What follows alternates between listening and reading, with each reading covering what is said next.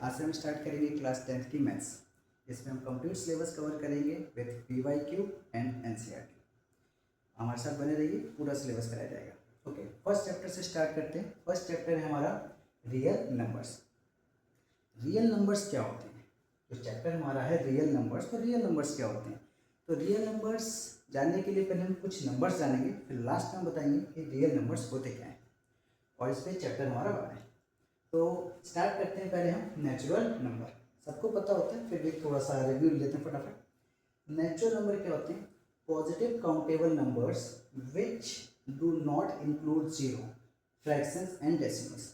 यानी कि ऐसे पॉजिटिव काउंटेबल नंबर जिनको हम काउंट करें 1 2 3, इसमें फ्रैक्शन नहीं आना चाहिए, जीरो नहीं आएगा और डेसिमल भी नहीं आएगा, उन्हें हम कहते हैं नेचुरल नंबर। जैसे एग्जाम्पल 1 2 3 सो। राइट, आगे बढ़ते हैं। अगला है आपके पास होल नंबर। होल नंबर क्या होता है हमारे पास? Positive countable numbers starting from zero and do not include fractions and decimals. यानी कि काउंटेबल नंबर्स ही होते हैं नेचुरल नंबर की तरह, बस इसमें क्या ऐड हो जाता है हमारा? जीरो। तो जीरो और ऐड कर देंगे तो ये बन जाएगा हमारा होल नंबर। 0 1 2 3 सो। यानी कि नेचुरल नंबर हो गया हमारे 1 2 3 1 से स्टार्ट होते हैं, होल नंबर हमारे जीरो से स्टार्ट होते हैं। अब आते हैं हम इंटीजर्स में। इंटीजर्स क्या होते हैं? अगर हम वैसे देखें तो इंटीजर्स में होल नंबर को लिया जाएगा, कंप्लीट होल नंबर ले लें और इसी का नेगेटिव फॉर्म भी लिखते हैं, जैसे 0 1 2 3 फिर -1 -2 सारे होते हैं, तो ये होता है होल नंबर। यानी कि ये होते हैं हमारे integers. A whole number that can be positive, negative और जीरो। पॉजिटिव हो सकता है, नेगेटिव हो सकता है और जीरो हो सकता है, without any fractions and decimals. यानी कि हमने जो तीन पढ़े हैं, natural number, whole number, integers, इनमें तीनों में आप देखेंगे कि फ्रैक्शंस और डेसिमल नहीं आ रहे। यानी कि ये सिंपल सी बात है, ऐसे नंबर जो 1 से स्टार्ट होते हैं 1 2 3 4 वो हो गए हमारे नेचुरल नंबर, और ऐसे नंबर जो जीरोस में हम ऐड करते हैं तो हो जाएगा हमारा होल नंबर। और ऐसे नंबर जिनमें हम माइनस के नंबर भी ऐड कर लें, जीरो भी रखें और पॉजिटिव नंबर भी रखें, तो वो हो जाएंगे हमारे इंटीजर्स। यहाँ तक समझ में आया? आप इसका स्क्रीनशॉट ले सकते हैं। ओके, तो रैशनल नंबर अगला नंबर है हमारे पास। रैशनल नंबर, रैशनल नंबर क्या होते हैं? जिनको हम P/Q की फॉर्म में लिख सकते हैं। P/Q, इसमें Q जो होगा आपका जीरो नहीं हो सकता है। अगर Q को जीरो लिखोगे तो हो जाएगा हमारा नॉट डिफाइंड। Q को जीरो नहीं लिख सकते हैं। इट मीन्स कोई भी ऐसा नंबर जिसको हम फ्रैक्शन में लिखें, जैसे 3/4 1/3, तो ये हमारे क्या होते हैं? Rational number. अब आप कहोगे सर इसमें तो फ्रैक्शन है ही, तो फ्रैक्शन है, इसमें नीचे क्या है? 1, इसमें भी नीचे क्या है? 1। अच्छा, आप कहोगे सर ये तो रूट की वैल्यू है, तो ऐसी रूट की वैल्यू जो रूट सॉल्व हो जाए, यानी कि 16 किसका स्क्वायर होता है? 4 का, तो ये आपका रैशनल नंबर में काउंट होगा। 4 किसका स्क्वायर होता है? 2 का, यानी कि वो भी आपका रैशनल नंबर में काउंट होगा। तो डेफिनेशन पे आ जाए, any number that can be written in the form of P/Q is known as rational numbers. आगे आते हैं रैशनल। अब यहाँ से इंपॉर्टेंट स्टार्ट हो गया आपके 10th के हिसाब से। रैशनल नंबर का एक पार्ट होता है हमारे पास टर्मिनेटिंग डेसिमल्स। मतलब कि ऐसे नंबर जिनको हम डिवाइड करें तो वो एंड हो जाए, यानी कि खत्म हो जाए। डेफिनेशन आते हैं, the decimal division comes to an exact end, यानी कि जो एंड हो जाए, खत्म हो जाएगा, उसको बोलते हैं हम टर्मिनेटिंग डेसिमल। 3/4 को डिवाइड करेंगे, सॉल्व करेंगे तो आएगा 0.75, यानी कि एंड हो गया, अब आगे नहीं जाएगा। 7/5 को डिवाइड करेंगे, सॉल्व करेंगे 1/4, एंड हो गया। ये होता है हमारा टर्मिनेटिंग डेसिमल। अगला आता है हमारा non terminating repeating decimal. Repeating का एक और नाम है रिकरिंग, ये ध्यान रखेंगे वर्ड, एग्जाम में रिपीटिंग ना बोल के रिकरिंग वर्ड ज़्यादा आता है। यानी कि नॉन टर्मिनेटिंग रिपीटिंग डेसिमल, यानी कि रिकरिंग।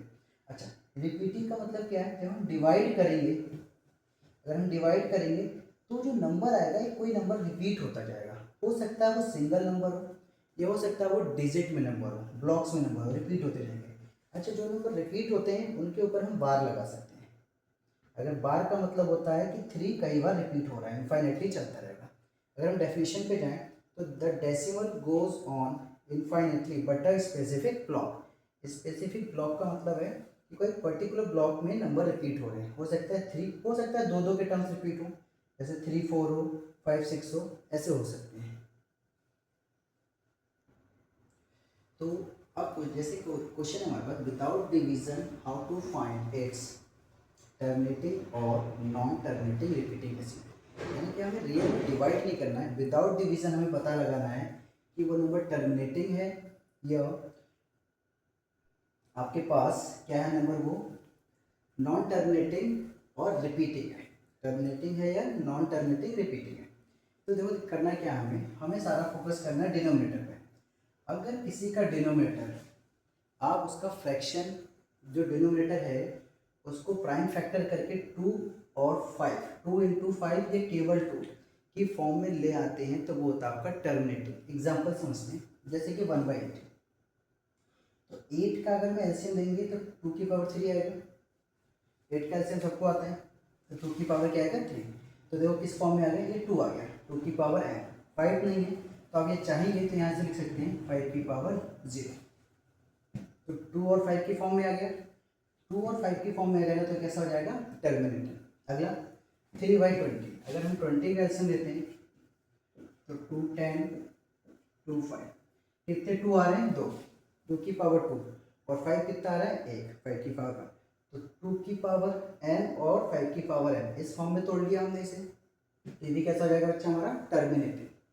समझ में आएगा टर्मिनेटिंग कैसे देखेंगे, जो भी डिनोमिनेटर होगा उसका एलसीएम लेंगे और उसमें अगर 2 और 5 दोनों आए या फिर केवल 2 आए या केवल 5 आए तो भी वो क्या हो जाएगा आपका टर्मिनेटिंग डेसिमल। ठीक है, आगे बढ़ते हैं। दूसरा होता है नॉन टर्मिनेटिंग रिपीटिंग।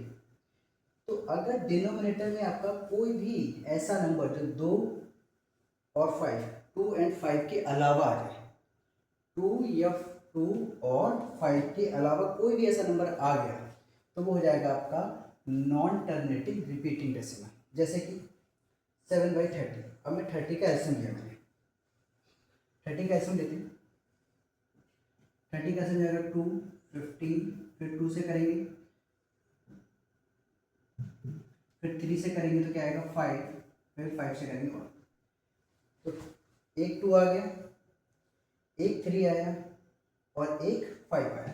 तो हम यहाँ देख रहे हैं ये 3 एक्स्ट्रा आ गया, इसीलिए ये क्या है हमारे पास non terminating repeating decimal. Clear होगा, आगे बढ़ते हैं। अगर किसी में यहाँ पे आ जाए हमारे पास 60 है, 60 का एलसीएम लेंगे ऐसे ही तो 2 की पावर 2 आएगा, 3 आएगा और 5 आएगा। इसमें भी देखो एक 3 एक्स्ट्रा आ गया, यानी कहने का मतलब ये है 2 और 5 के अलावा कोई और नंबर आ गया तो वो आपका नॉन टर्मिनेटिंग रिपीटिंग डेसिमल होगा। बात समझ में आ गई? ओके, तो अगला नंबर है हमारे पास इर्रेशनल नंबर। इर्रेशनल नंबर को आप कभी भी p/q की फॉर्म में नहीं लिख सकते, p/q की फॉर्म में नहीं लिख सकते। साथ में ये कभी टर्मिनेट नहीं होंगे, यानी कि अगर कोई ऐसा नंबर है जिसको आप डिवाइड कर रहे हैं तो टर्मिनेट नहीं होगा, एंड नहीं होगा, वो चलता रहेगा। दूसरा चलेगा भी तो रिपीट नहीं होगा, यानी कि नॉन रिपीटिंग होगा, नॉन रिकरिंग भी कह सकते हैं इसे हम। जैसे एग्जांपल 5 को लिखते हैं 3.14159, ये चलता रहेगा और हमें नहीं पता कि अगला नंबर कोई कौन सा होगा, रिपीट नहीं कर सकते हम। ऐसे ही यहाँ पे √2 1.41421 ऐसे ही चलता रहेगा।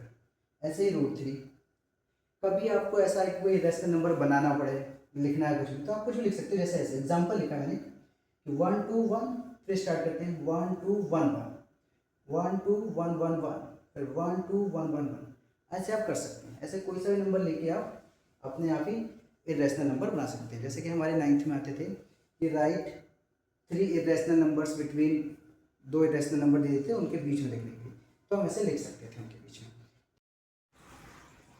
ओके फ्रेंड्स, तो हम 2 नंबर और पढ़ेंगे। 2 नंबर के पढ़ने के बाद फिर हम एचसीएफ और एलसीएम स्टार्ट करेंगे। तो अगला नंबर है हमारे पास कंपोजिट नंबर्स। कंपोजिट नंबर्स क्या होते हैं? ऐसे नंबर जिनके फैक्टर 2 से ज़्यादा हों। ऐसे नंबर जिनके फैक्टर 2 से ज़्यादा हो उन्हें हम बोलते हैं composite number. Having more than 2 factors उन्हें हम कहते हैं कंपोजिट नंबर। जैसे कि 4 को वो फैक्टर करेंगे। फैक्टर का मतलब होता है कि वो 4 किस किस नंबर से डिवाइड हो सकता है। तो 4 1 से भी डिवाइड हो जाएगा, 2 से भी डिवाइड हो जाएगा और 4 से भी डिवाइड हो जाएगा। तो इसके फैक्टर होगा 1 2 4।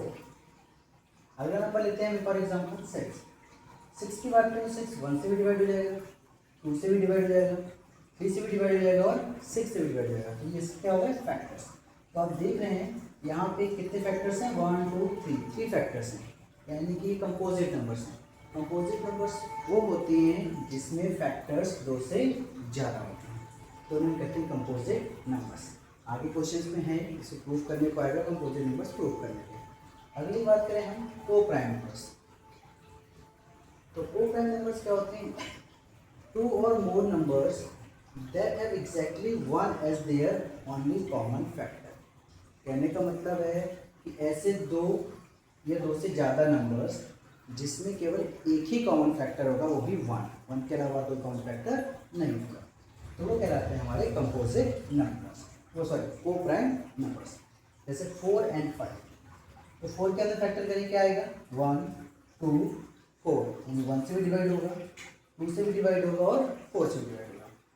5 के फैक्टर करेंगे तो क्या आएगा, 1 एंड 5। तो आप देख सकते हैं इन दोनों में जो कॉमन है ओनली क्या है बेटा, 1। तो कैसे नंबर होगा, को प्राइम। आगे देखते हैं 7 एंड 8। तो 7 के अगर हम फैक्टर्स करेंगे तो 1 से डिवाइड होगा और 7 से डिवाइड होगा, यानी कि प्राइम नंबर है। 8 की बात, और 4 से डिवाइड हो रहा है और 8 से डिवाइड हो रहा है और 1 से तो होता ही सारे नंबर। तो ये क्या हो जाएगा, इसमें आप देखेंगे केवल 1 ही कॉमन है, तो ये क्या हो जाएगा इसका, को प्राइम नंबर्स।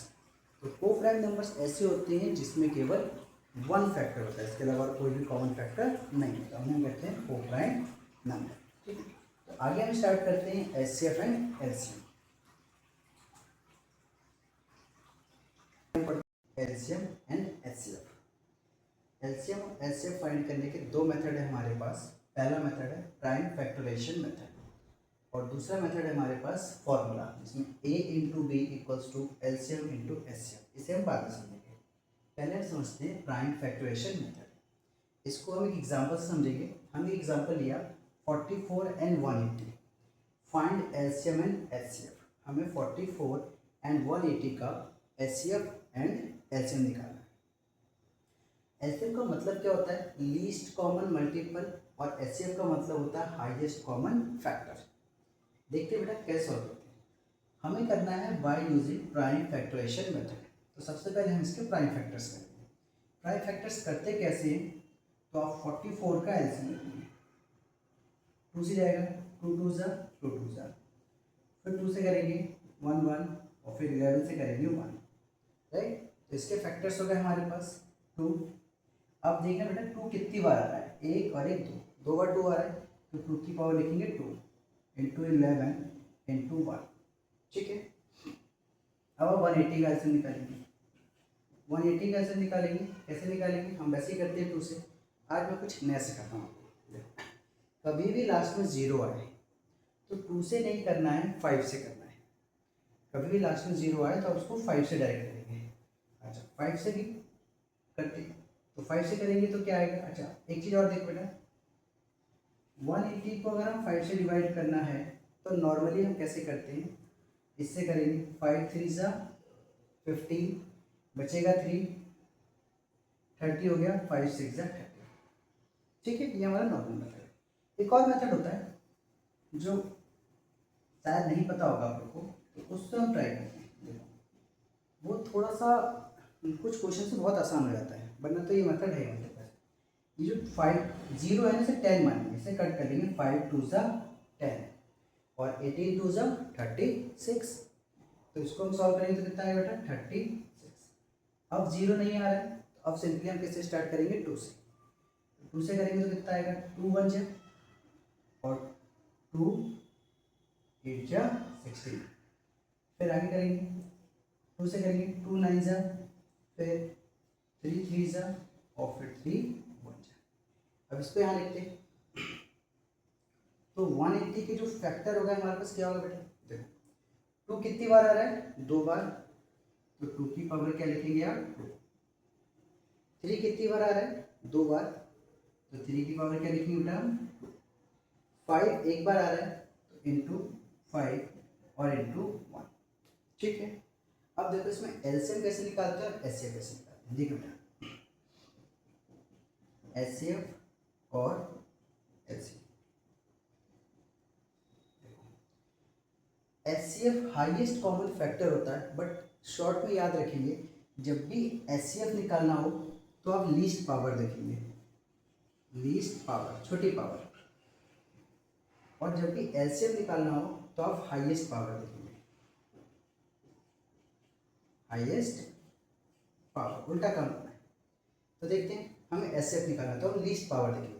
पहले तो हम वो देखें कि दोनों में कॉमन क्या है। तो देख रहे हैं यहाँ 2 कॉमन है, यहाँ भी 2 यहाँ है। इसके अलावा क्या कॉमन है बेटा? 1 और 1। इसके अलावा कुछ कॉमन है? नहीं। तो 2 यहाँ पे, 2 यहाँ पे। अब 2 की पावर क्या है यहाँ पे? 2, और 2 की पावर यहाँ पे क्या है? 2। सेम है, तो 2 हो गया हमारे पास, 2 की पावर 2। और क्या कॉमन है? केवल 1। तो ये हो गया हमारे पास HCF। अच्छा, LCM कैसे करते हैं? LCM में हम हाईएस्ट पावर लेते हैं। यहाँ देखिए पहले कॉमन ढूंढना है। कॉमन 2 है और 1 है, तो पहले हम कॉमन को लिखेंगे। तो पावर क्या है? दोनों की बराबर है, तो कुछ भी लिख सकते हैं 2। और कॉमन क्या है बेटा? 1 इंटू, इसके बाद जो भी नंबर आपके बचे हैं, कॉमन लेने के बाद जो भी नंबर आपके पास बचे हैं वो सारे नंबर ही LCM होते हैं। तो ऊपर में क्या क्या बचा बेटा? एक 11 बचा है, और नीचे क्या बचा है? एक 3 की पावर 2, और यहाँ क्या बचा है? एक 5। तो ये हो जाएगा हमारा LCM। अगर आपके पास एग्जाम में जैसे आप सॉल्व कर रहे हैं, टाइम नहीं है तो इतना ही छोड़ते हैं, और टाइम हो तो इसकी मल्टीप्लाई भी करनी है। मल्टीप्लाई कैसे करेंगे? यहाँ सॉल्व करेंगे बेटा तो 2 2 ज़ा 4, तो ऐसे कितना आ गया? 4। यहाँ मल्टीप्लाई करेंगे बेटा ध्यान से, तो हम मल्टीप्लाई अलग अलग तरीके से करते हैं, थोड़ा सा हम देखते हैं कैसे करते हैं। हम इसे ऐसे लिखेंगे, 1 है, 11 है, और ये हो जाएगा 3 इंटू 5। अब देखो, कभी भी आपको ऐसे नंबर्स को सॉल्व करना हो तो आप सबसे पहले 2 और 5 की मल्टीप्लाई करना, जो भी क्या हो जाएगा बेटा? 10। 2 और 5 की मल्टीप्लाई करेंगे तो क्या हो जाएगा? 10। बाकी नंबर्स क्या बचे हमारे पास? 2, 11, 3, 3, और 1 से तो कोई मतलब नहीं, 1 से मल्टीप्लाई करने पे वही आता है।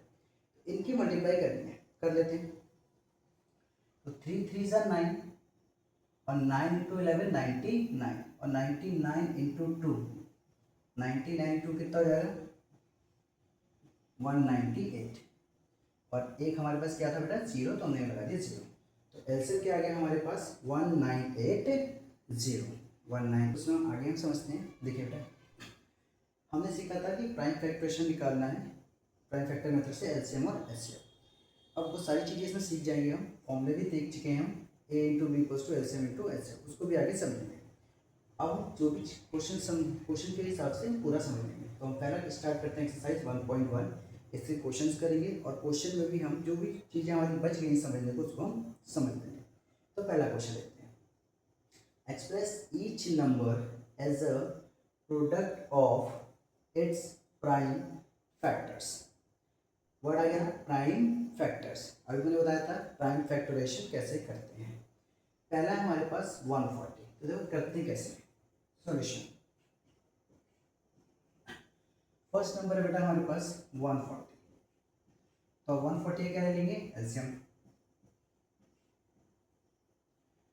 तो मैंने भी सिखाया था आपको कि अगर लास्ट में 0 है तो आप 5 से कर लेना, इजी पड़ेगा। 5 से करेंगे कितना है बेटा? 28। 5 से यहाँ से करेंगे तो 5 2 ज़ा 10, और 2 से इसकी मल्टीप्लाई करें 28। ठीक है, यानी आप ऐसे भी कर सकते हैं, 5 2 ज़ा 10, बचेगा 4, 5 8 ज़ा 40। अब 2 से करेंगे, 2 1 ज़ा 2 4 ज़ा, फिर 2 7 ज़ा, और 7 1 ज़ा। तो 140 का जो हमारे पास प्राइम फैक्टर है वो कितना है बेटा? देखो ध्यान से, 2 कितनी बार आया बेटा? 2 2 बार आया, तो 2 की पावर 2 इंटू 5 कितनी बार आया? 1 बार, 7 कितनी बार आया? 1 बार, और 1 कितनी बार आया? 1।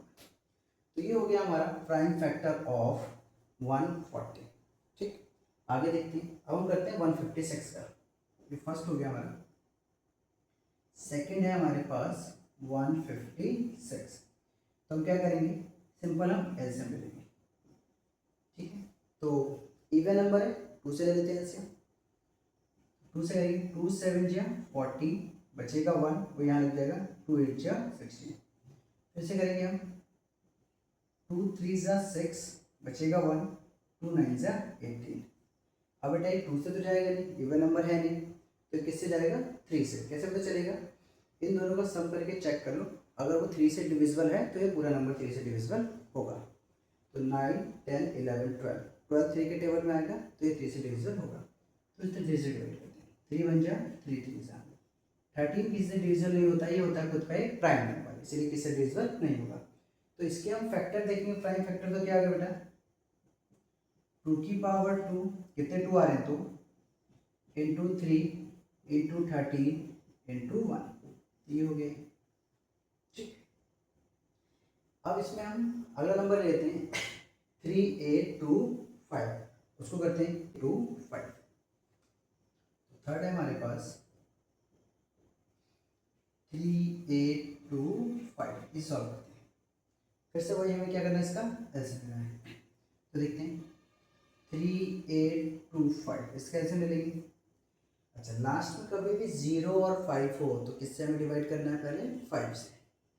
5 से करते हैं, देखते बेटा 38, 3 तो जाएगा तो 38, 5 7 जा 35, बचा कितना बेटा 3, 3 हो गया 32, 5 6 जा 30, बचा कितना बेटा 2, 5 5 जा 25। फिर 5 से कर लेंगे, तो 5 1 जा 5, बचेगा 2, 5 5 जा 25, बचेगा कितना बेटा 1, 5 3 जा 50। अब देखो यहाँ पे ये 5 से तो जाएगा नहीं, किससे जाएगा चेक कर लेते हैं। 5 6 7 8 9, सम कितना आ रहा है 9, और 9 किसके टेबल में आता है, 3 के टेबल में, तो 3 से डिवाइड हो जाएगा। 3 5 जा 15, 3 1 जा 3, अभी आया 51। 51 देखते हैं, दोनों का सम 5 + 1 6 आ रहा है, तो ये भी 5 से डिवाइड हो जाएगा, 3 से डिवाइड हो जाएगा। 3 से करेंगे, 3 1 जा 3, बचेगा 2, 3 7 जा 21।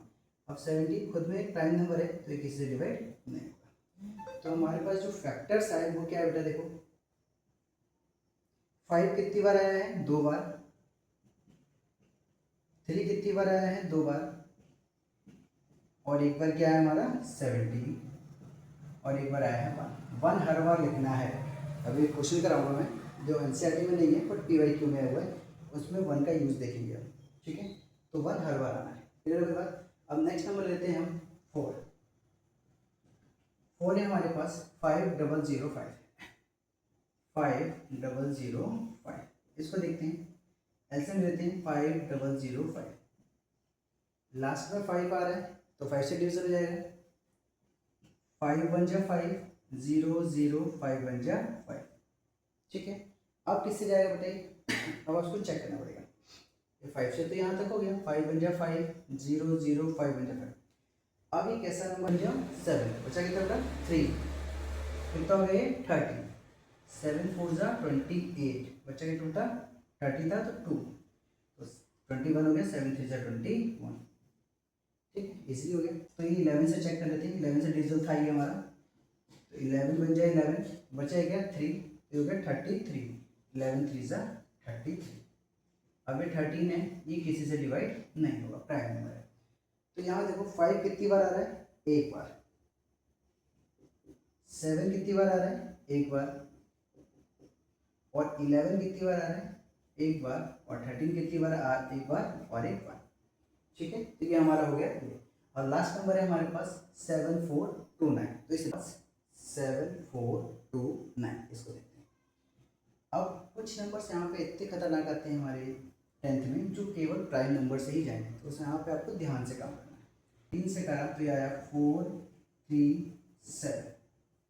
अब फिर से हमारे पास ऐसा नंबर है जो ये 19 से जा रहा है, कितने जा रहा है बच्चा 19 से, तो 19 से करेंगे तो 23 बार मिलेगा। तो ऐसे नंबर को बहुत केयरफुली करना है आपको, क्योंकि ये एग्जाम में अगर आ जाएंगे तो बहुत टाइम लेते हैं बेटा, क्योंकि हमें पता नहीं है ना क्योंकि ये प्राइम नंबर्स हैं। तो कोशिश करेंगे ऐसे जितने नंबर आए उनके 1-2 बार ज़्यादा प्रैक्टिस कर लेंगे हमें। इसके जो फैक्टर रहेंगे हमारे पास, इसके जो फैक्टर रहेंगे हमारे पास 70 × 90 × 23 × 1। ठीक है, तो हम नेक्स्ट क्वेश्चन पे आते हैं। तो अगला क्वेश्चन है हमारे पास, find the LCM and HCF of the following pairs of integers and verify that LCM into HCF equals to product of the two numbers. ये वही फॉर्मूला है जो अभी हमने थोड़ी देर पहले देखा था। क्या देखा था? LCM into HCF equals to A into B, वही फॉर्मूला है। यहाँ पे उसको वेरीफाई करना है। अगर ये फॉर्मूला वेरीफाई हो जाता है तो हमारा आंसर क्या हो जाएगा? फॉर्मूला ट्रू हो जाएगा। देखते हैं, फर्स्ट क्वेश्चन हमारे पास 26 एंड 91। तो 26 का क्या देंगे बेटा? आप एलसीएम करेंगे। एलसीएम क्या हो जाएगा? इसको प्राइम फैक्टर में तोड़ने के लिए हमने क्या सीखा था? एलसीएम। तो 2 से करेंगे 2 1 जा 2 3 जा, फिर 13 से करेंगे 13 जा, तो क्या आ जाएगा? 26। 2 कितनी बार आया बेटा? 1 बार, 13 1 बार और 1 1 बार।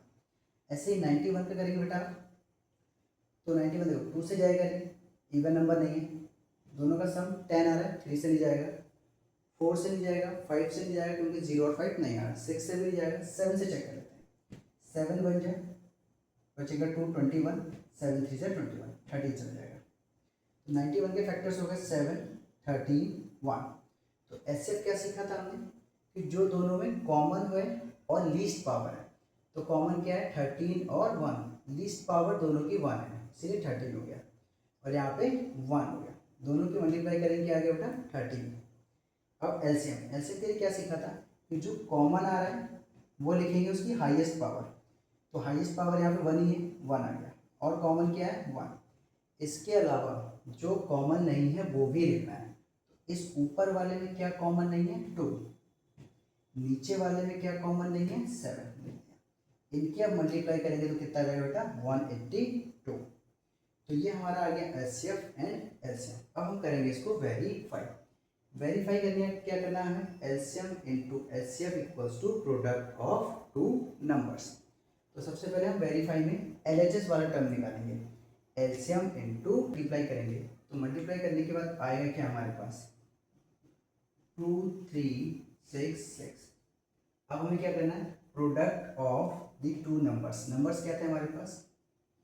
26 एंड 91। इसका भी जब प्रोडक्ट करेंगे तो आएगा 2 3 6 6। तो हम क्या देख रहे हैं कि एलसीएम इंटू एचसीएफ ये बराबर आ रहा है हमारे पास प्रोडक्ट ऑफ नंबर्स, राइट। तो ये हमारा वेरीफाई हो गया। बात समझ में आ गई? तो पहले हम एलसीएम एचसीएफ और एलसीएम निकालेंगे प्राइम फैक्टराइजेशन मेथड से, उसके बाद हम इसे क्या करेंगे? वेरीफाई करेंगे। तो सेकंड पार्ट करते हैं और फिर थर्ड पार्ट करते हैं। थर्ड पार्ट आप लोग होमवर्क ट्राई करना, सेकंड पार्ट हम लोग यही करते हैं। ये पार्ट है हमारा 510 एंड 92। देखते हैं, तो 510 का हम क्या लेंगे? एलसीएम। अभी हमने सीखा था कि कभी भी लास्ट में 0 हो तो सबसे पहले हम कहाँ से स्टार्ट करते हैं? 5 से। तो 5 से करेंगे, 5 बन जाए 5, राइट, 0 और 5 2 जा 10। अभी 2 आ गया, 2 से कर लेते हैं, 2 5 जा 2 5 जा 10 और 2 1 जा 2। अब 51 आया, 3 से जाएगा इजीली क्योंकि दोनों का सम 6 आ रहा है। 3 1 जा 3 7 जा। अब ये नहीं जाएगा किसी से क्योंकि प्राइम नंबर है। तो 510 कि जो हमारा फैक्टर आएगा वो क्या आएगा बेटा? 2 कितनी बार आया है? 1 बार। 5 कितनी बार है? 3 कितनी बार आया? 1 बार। 5 कितनी बार? 1 बार। और 17 एंड 1। ऐसे अगला नंबर है हमारे पास 92, उसको करते हैं। तो 92 का जब हम एलसीएम करेंगे यही कर लेते हैं नीचे,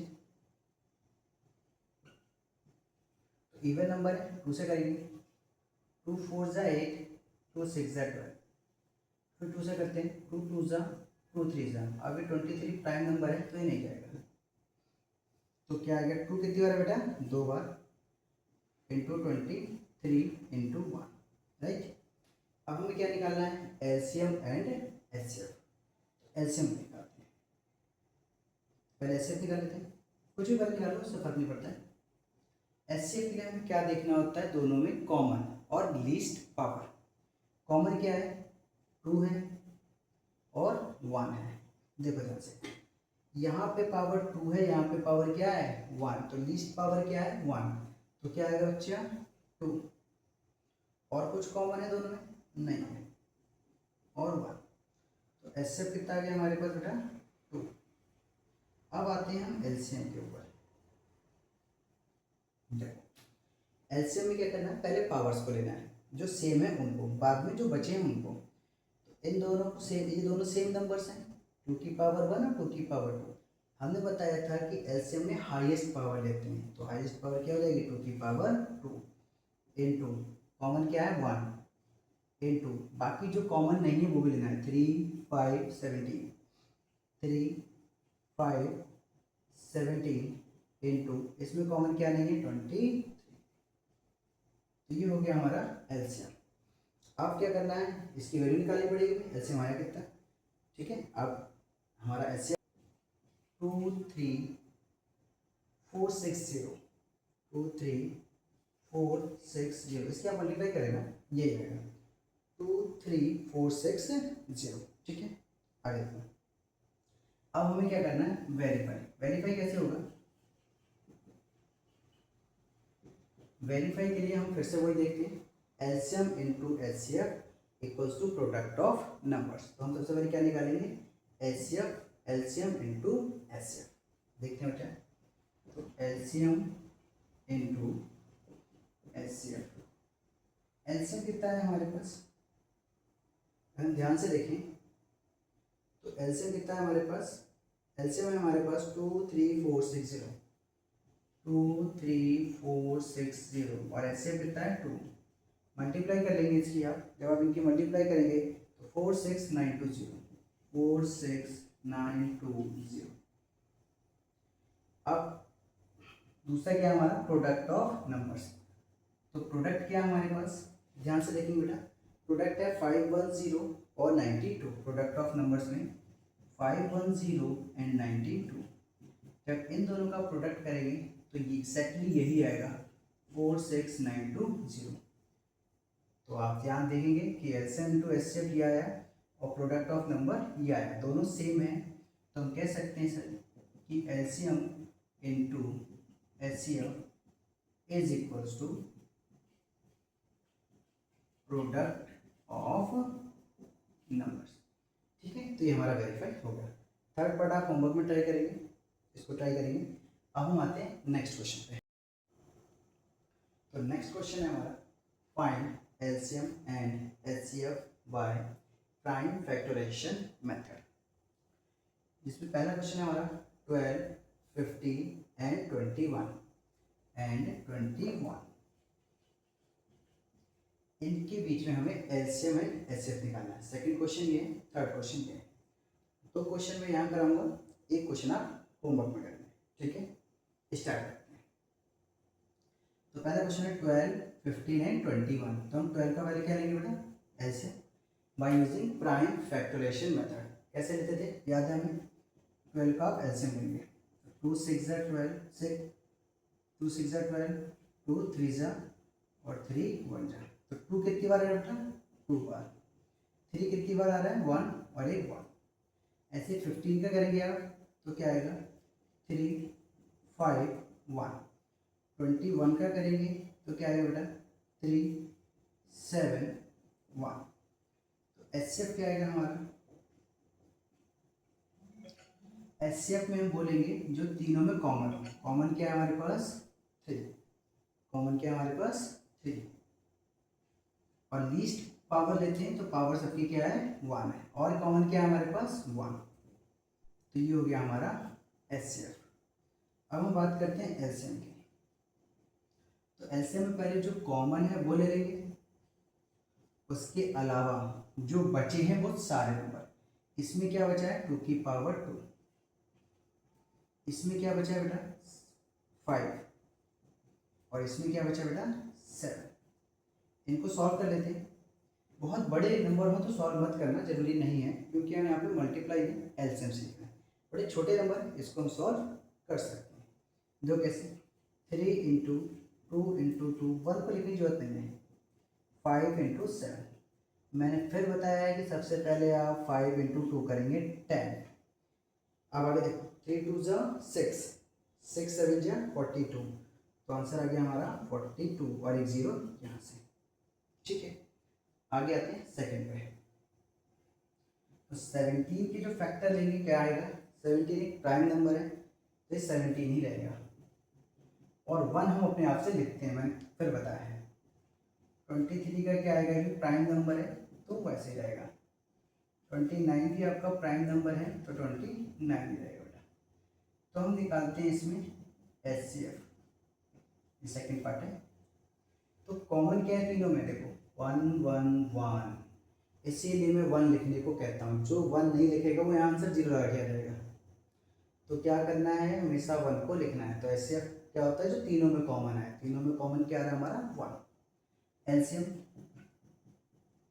एलसीएम क्या होता है, जो तीनों में कॉमन आ रहा है वो, और इसके अलावा जो बचे हैं वो, क्या बचा है इसमें 17, इसमें क्या बचा है 23, इसमें क्या बचा है 29। ये बहुत बड़ा नंबर है, इसकी मल्टीप्लाई करने की जरूरत आपको नहीं है। एग्जाम में भी आएगा तो मत करना, जितनी देर में इसकी मल्टीप्लाई करोगे उतनी देर में 2-3 क्वेश्चन हो जाएंगे। ठीक है, उसके मार्क्स नहीं होते हैं, हमें बस एलसीएम निकालना आना चाहिए। ठीक है, तो नेक्स्ट क्वेश्चन की तरफ चलते हैं। तो नेक्स्ट क्वेश्चन है हमारा, गिवन दैट HCF, दो नंबर है हमारे पास 306 और 657, इन दोनों का जो HCF है वो क्या है 9। तो फाइंड करना है एलसीएम इन दोनों नंबर का। तो मैंने आपको बताया था एक formula, A into B is equals to HCF into LCM. मैंने कहा था क्वेश्चन आएगा उसमें हम इसको समझ लेंगे। तो क्या करेंगे, हमें पता है we know that the formula, क्या है formula, A into B is equals to HCF into LCM. अच्छा, ये क्या है बेटा, वो नंबर्स, जो दो नंबर होते हैं हमारे पास, जो यहाँ पे क्या दिए हुए हैं हमारे पास 306 एंड 657, और HCF क्या है हमारे पास 9, और एलसीएम क्या है हमारे पास जो हमें फाइंड आउट करना है। सॉल्व करेंगे हम फर्दर। देखो ये मल्टीप्लाई में है तो इधर आगे किस में हो जाएगा, डिवाइड में।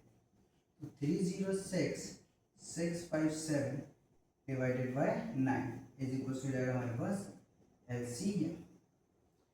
कट कर लेते हैं इसको, सॉल्व सिंप्लीफाई। 3 3 जा 9, 3 1 जा 0, 3 2 जा 6, फिर 3 से कट कर लेते हैं। 3 3 जा 9, बचेगा कितना 1, 3 4 जा 12।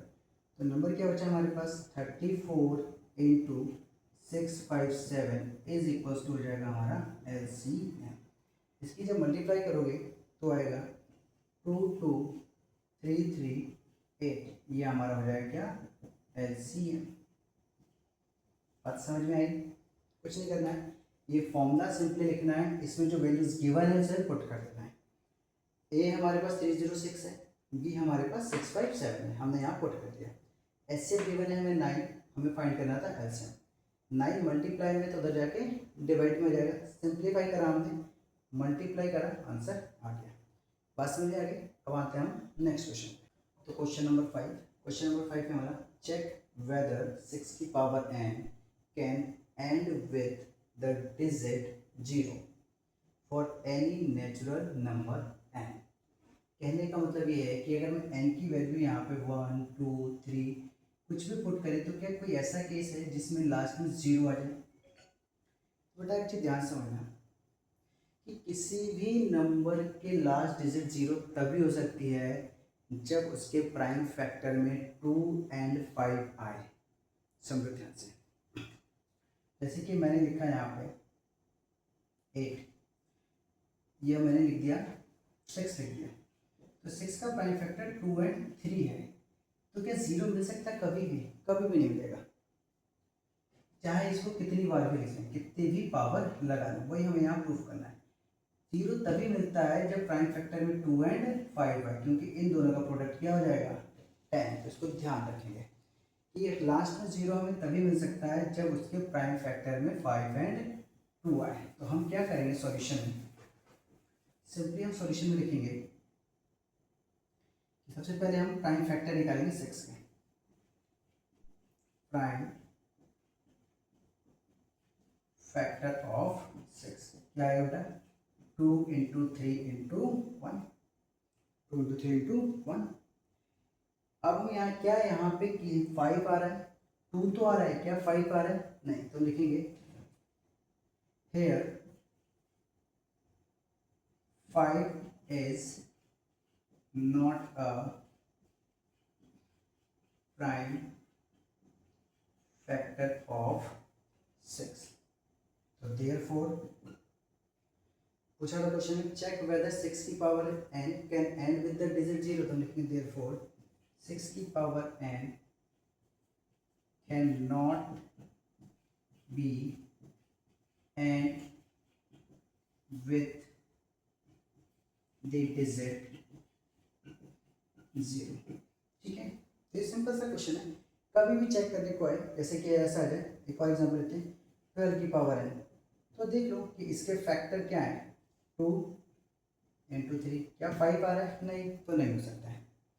अब की तरफ ओके, तो हमारा नेक्स्ट क्वेश्चन है, explain why 7 into 11 into 13 plus 13 ये number and 7 into 6 into 5 into 4 into 3 into 2 into 1 plus 5 are composite numbers. ये दोनों नंबर कंपोजिट क्यों है, ये हमें एक्सप्लेन करना है। हमने पढ़ा था कंपोजिट नंबर्स क्या होते हैं। कंपोजिट नंबर्स वो होते हैं जिनके फैक्टर 2 से ज़्यादा आ रहे हैं, मोर देन 2 फैक्टर्स, उन्हें हम कहते हैं कंपोजिट नंबर्स। जैसे 4 हो गया, 6 हो गया, तो ये कंपोजिट नंबर्स हैं। यहाँ देखते हैं, तो सिंपल सी बात है, पहले हम इससे स्टार्ट करते हैं। 7 इंटू 11 इंटू 13 प्लस 13। आप ध्यान से देखेंगे, इसमें और इसमें एक नंबर कॉमन है 13, तो 13 को हम कॉमन कर लेते हैं। कॉमन लेने के बाद आपको पता है ब्रैकेट लगा देते हैं, और ब्रैकेट में यहाँ इसमें से 13 हट गया, बचा क्या 7 एंड 11। 7 इंटू 11, फिर साइन किसका है प्लस का, यहाँ से 13 में चला गया, बचा क्या, अब आप कहोगे 0 नहीं, इसके पास कुछ नहीं है, तो हम क्या लिख सकते हैं इंटू 1। तो कभी भी 13 से डिवाइड करेंगे तो आंसर क्या आता है 1।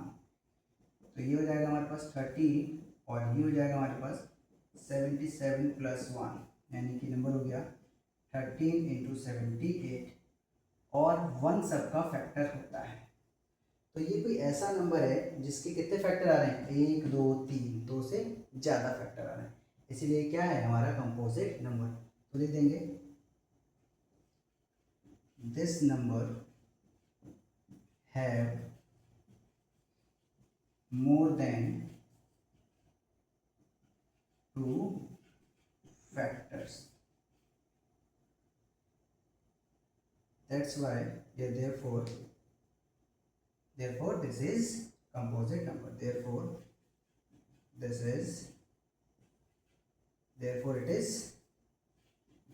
it is composite number। Clear हो गया बात। सेम प्रोसेस यहाँ करना है, ये सारे मल्टीपल में है, प्लस लगा है और 5 है, तो इसमें और इसमें कॉमन आ जाएगा हमारे पास 5, और बाकी ये नंबर बचेगा। तो ये वर्ड सेम लिखना है, तो मैं इसको यहाँ सॉल्व कर देता हूँ। ये चीज़ कॉमन है जो दोनों में आ जाएगी, ठीक है। ये फर्स्ट पार्ट हो गया, ये second part. 7 into second part 6 into 5 into 4 into 3 into 2 into 1 plus 5, क्या कॉमन लेते हैं हम 5, ब्रैकेट लगा लेंगे। 7 इंटू 6, 5 कॉमन, तो 5 यहाँ से हट गया, बचा क्या 4 इंटू 3 इंटू 2 1 प्लस 5 हट गया, 5 था तो क्या बचेगा बेटा 1। अभी मैंने बताया था कि 5 हट जाता तो क्या बचता है 1। इनकी मल्टीप्लाई करेंगे तो ये हमारे पास आएगा 1009, और इंटू 1 हम लिख सकते हैं। तो कितने फैक्टर्स आ गए, 1 2 3, 2 से ज़्यादा आ गए, तो सेम चीज़ यही रहेगी, this number have more than 2 factors, therefore it is composite number. समझ में आई बात। चलो अपने, क्योंकि हमारा लास्ट क्वेश्चन है, हमारा लास्ट क्वेश्चन है, there is a circular path around a sports field. एक स्पोर्ट्स फील्ड है, एक सर्कुलर पाथ है ये, ठीक है। Sonia takes 18 minute to drive 1 round. मान लेते हैं स्टार्टिंग पॉइंट है, स्टार्टिंग पॉइंट है। तो सोनिया यहाँ से रन कर रही है और कंप्लीट राउंड लगा रही है 18 मिनट में। कितने मिनट में? 18 मिनट में, ठीक है।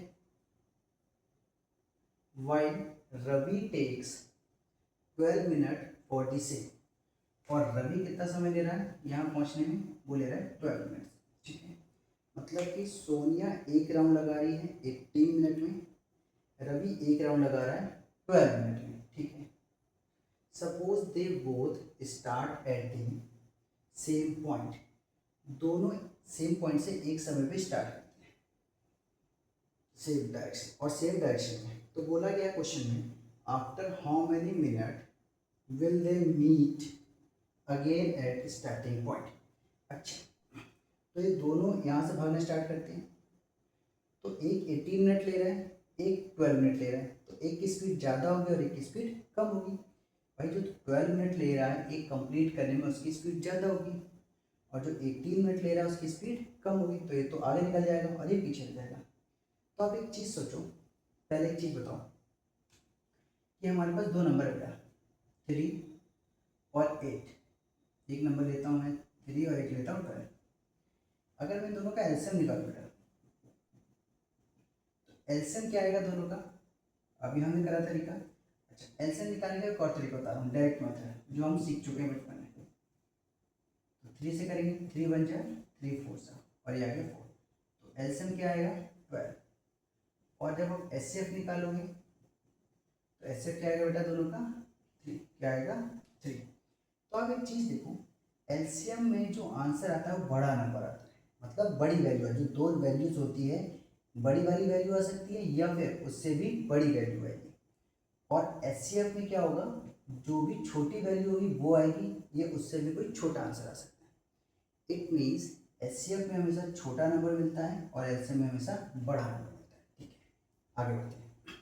तो एक बात बताओ, क्या ये पॉसिबल है कि ये जो पकड़ रहा है वो 12 मिनट में पकड़ ले? पॉसिबल है क्या?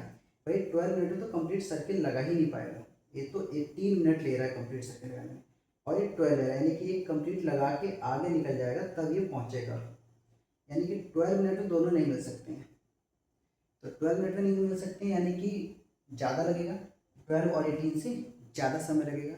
इट मीन्स देखो बेटा, ऐसे क्वेश्चन में कोई तरीका नहीं होता, आपको बस इतना सोचना है कि जो हमारे पास दो नंबर दिए हैं, आंसर उसमें से छोटे वाले से आ सकता है या बड़ा आंसर होगा। जैसे कि यहाँ पे देखो, एक ले रहा है 12 मिनट, एक ले रहा है 18 मिनट। तो क्या ये पॉसिबल है कि दोनों दोबारा 12 मिनट में मिल जाए? पॉसिबल ही नहीं है, क्योंकि इसका तो राउंड कंप्लीट ही नहीं होगा। तो हम ये समझ रहे हैं कि दोनों अगर मिलेंगे तो वो 18 से ज़्यादा मिनट लेंगे दोबारा मिलने में, right?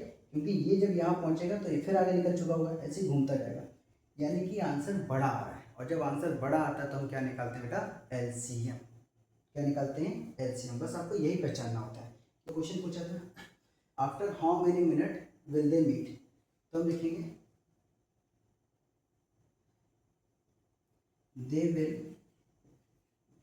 they will meet at starting